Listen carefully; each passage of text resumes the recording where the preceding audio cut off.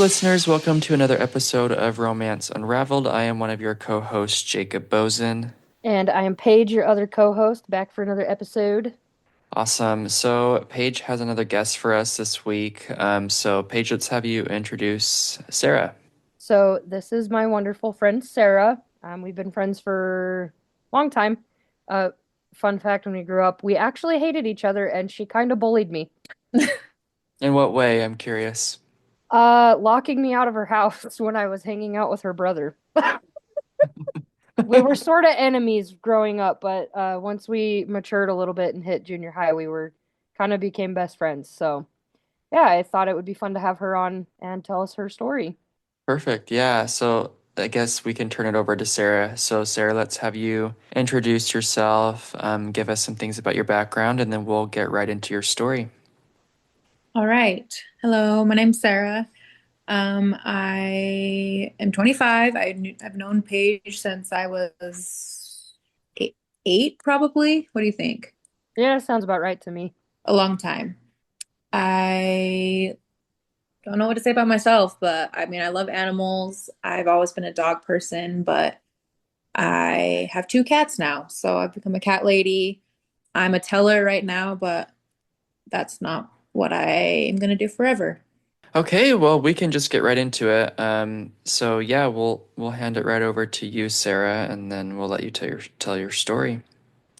Okay, perfect. So I'm gonna tell the story about my first love and all the lessons I learned from it. I'll probably just say his name. I don't really care. His name is Dwayne. So we met in my freshman year of college. This was like I think January of 2019, and we matched on Tinder because that's just how it goes nowadays. But we hung out a lot. It was nothing serious. We were just having fun. And then the school year or whatever, the semester ended and he moved to California and I moved home. So we And kind where's of where's home for you? Layton, Utah. Okay. For my address too. No, I'm just kidding. I Yeah. probably shouldn't have said Layton, but anyway, Utah. So then, we stopped talking for a while. I was going about my daily life. And then this was in I think no, sorry, September, October of 2019. I out of nowhere had a dream about him. And then I don't even remember what the dream was about, but something silly. And then literally 2 or 3 days later, he messaged me out of the blue and was just like, hey. So in my head, I was like, oh my gosh, we're like connected, you know? Um, and then So we you had talked a for, you had a dream about your boyfriend at the time. So you had not met this person before. oh no, this was the same person I had met in my freshman year that was just like, we stopped talking for a while. Okay, okay. So you Yeah. So had a this is, dream. You weren't in a relationship at this point, but then after you had your dream, he texted you. Is that right? yes. Okay. And then we talked for a while, but nothing really came of it because we lived in different states. However, we, still talked for a while. And then by the time spring 2020 had arrived, I really liked him. I really wanted to be with him. We talked 24/7. It was just this whole thing. I thought about or kind of talked about him coming to see me for spring break or me going to see him for spring break. And so I ended up going to see him. And I think that's when I fell in love with him, even though we weren't dating or anything.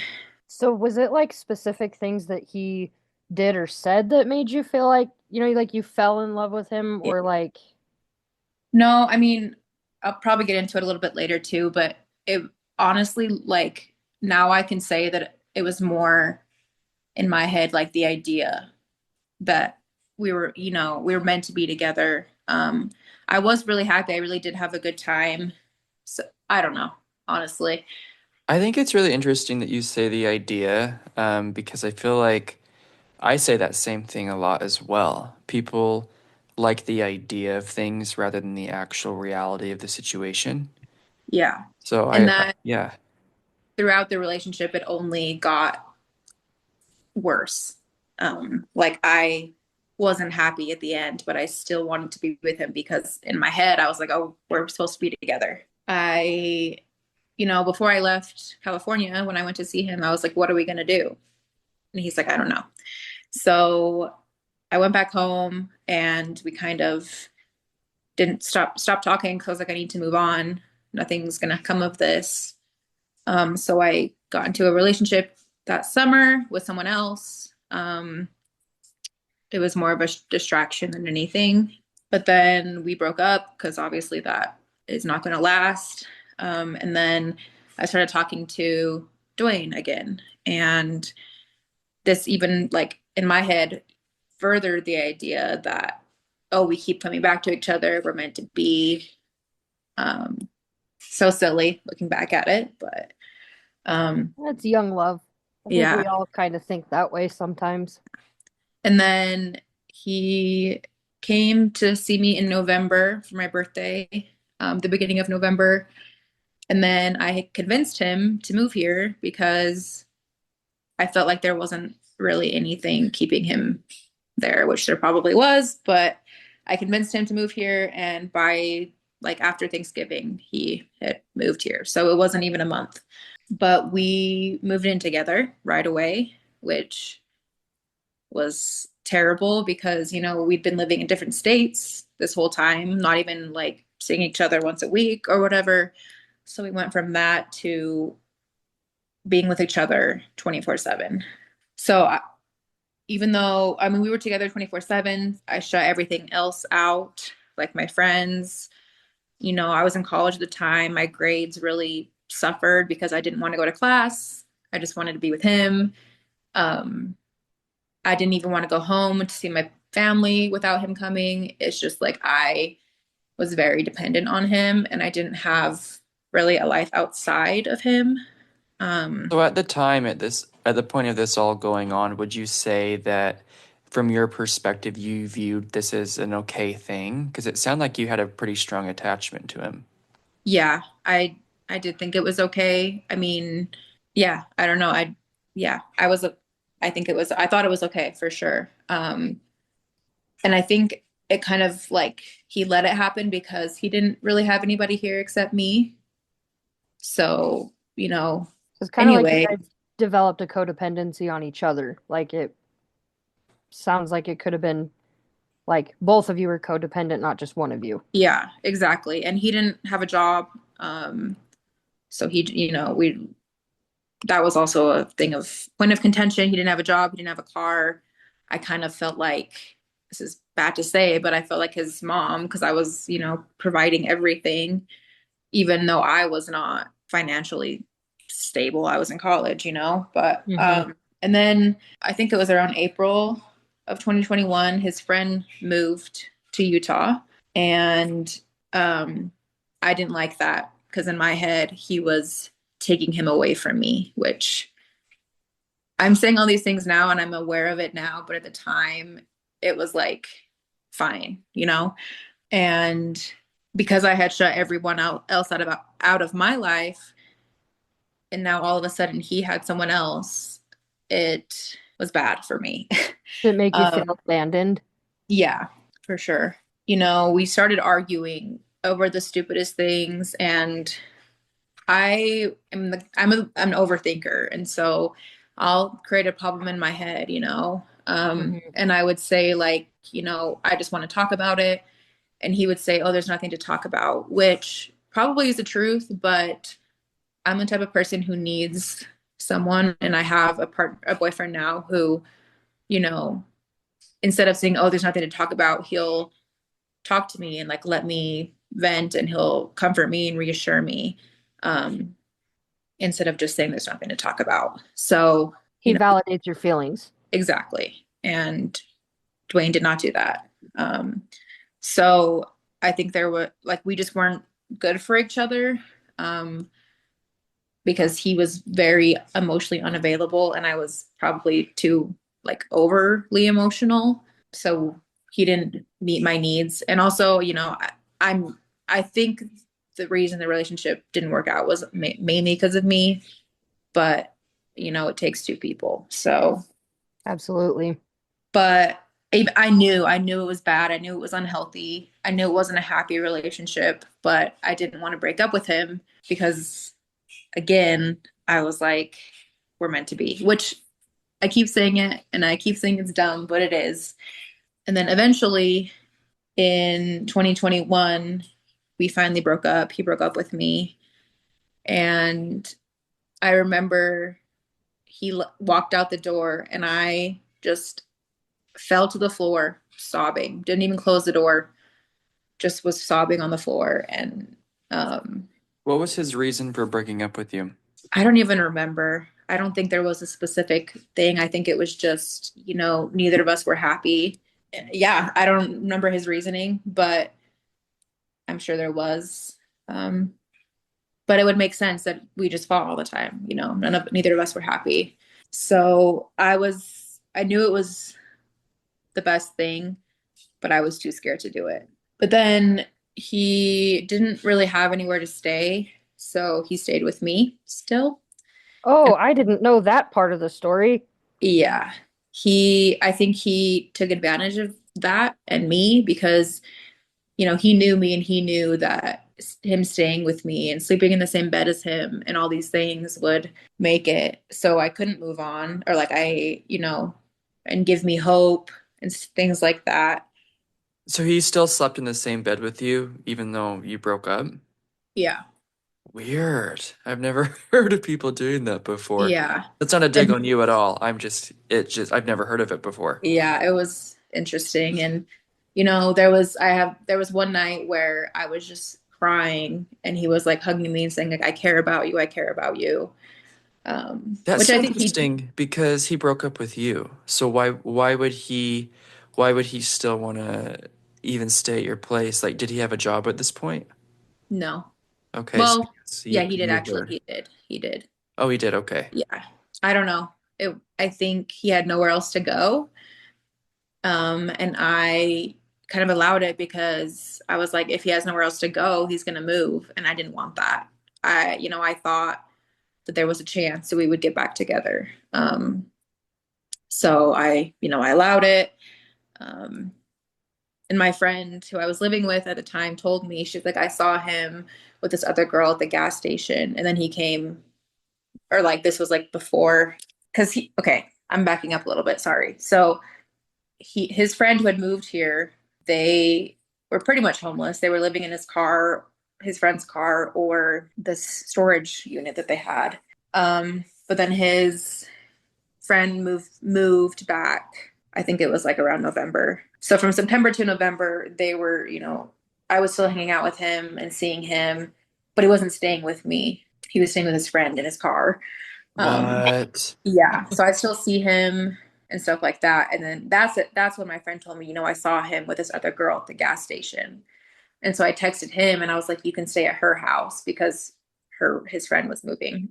And I don't remember what he said, but it ended up that he ended up staying with me. I Yeah, think 'cause I really, at this point, I think it probably made you feel pretty bad, considering that he had been staying with you, but now he's staying with a guy in a car, you yeah, know?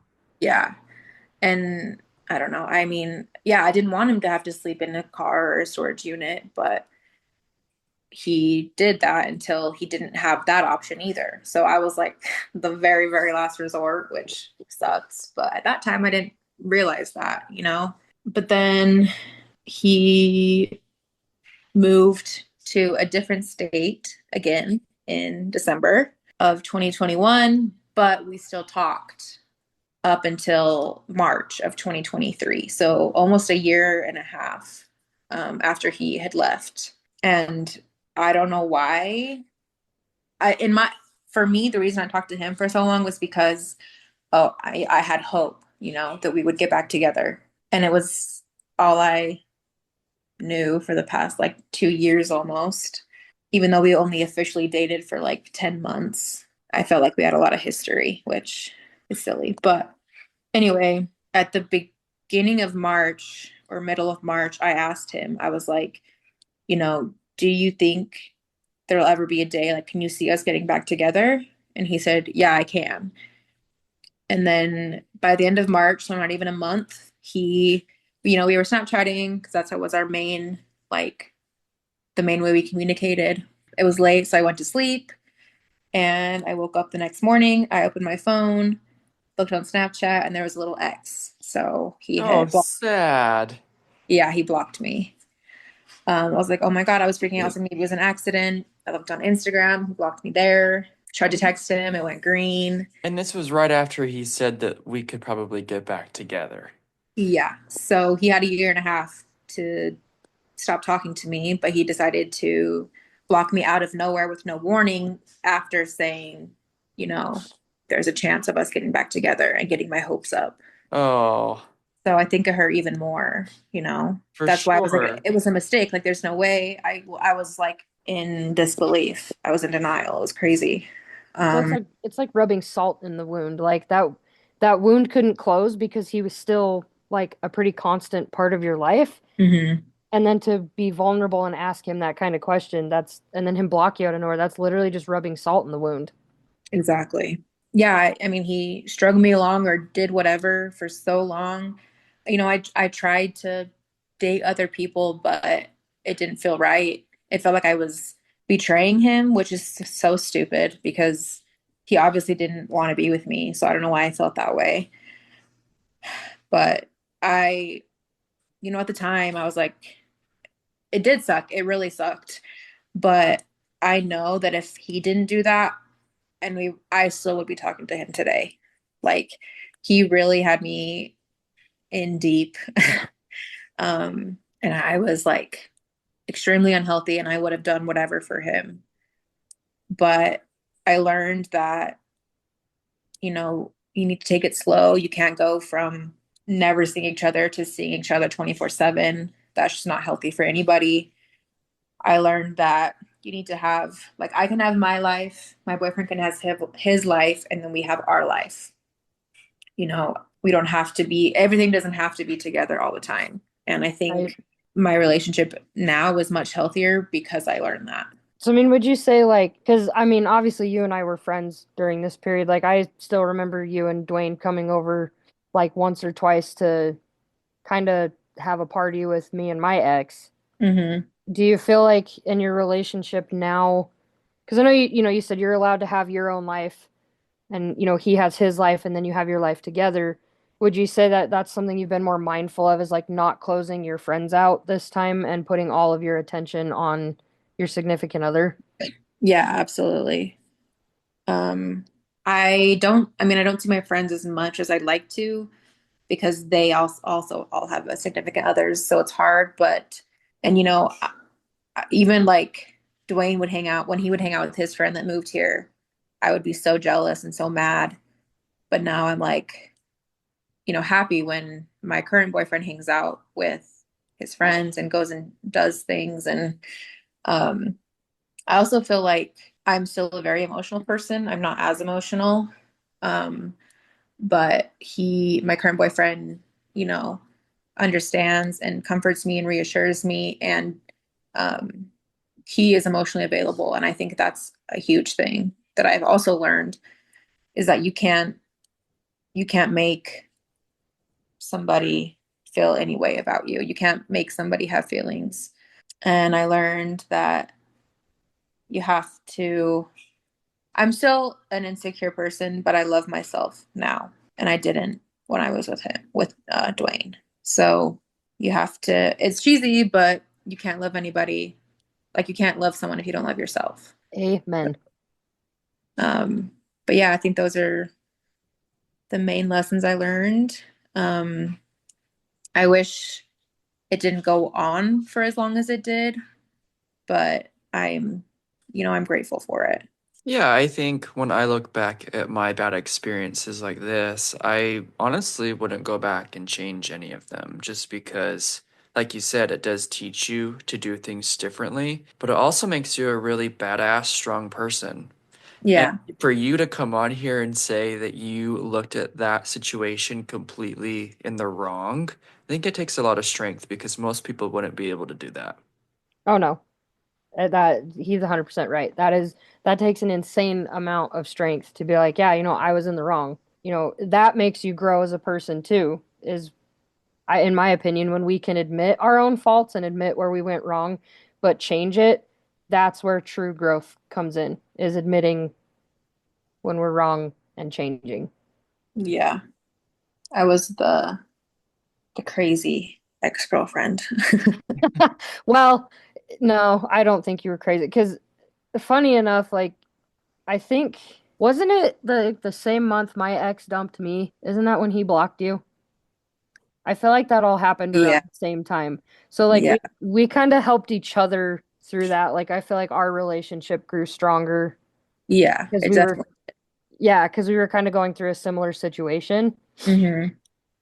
Like, And I know that you kind of were in the same boat where you guys did everything together and you didn't want to be apart. And so yep. we, I guess, had each other when the people that we were with all the time left us. Or not left us, but Yeah, no, I mean that's accurate. They left us. So, yeah. but yeah, I mean, as you were explaining, I definitely see the similarities like that I guess I didn't see before because my relationship was the same. I mean, we lived together, we worked together. We were literally never apart ever. Yeah. And I agree with you, that is just not healthy for a relationship at all.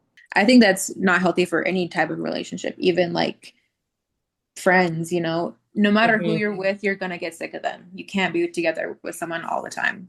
For Absent sure. absence makes the heart grow fonder. Yes, and my boyfriend now lives 45 minutes away, so I can say that is indeed a true statement. It makes the time that we are together so much more important and like special. Just throwing this out there. Try living 29 hours away from someone that you have feelings for. Yeah, that's a lot. Never But works.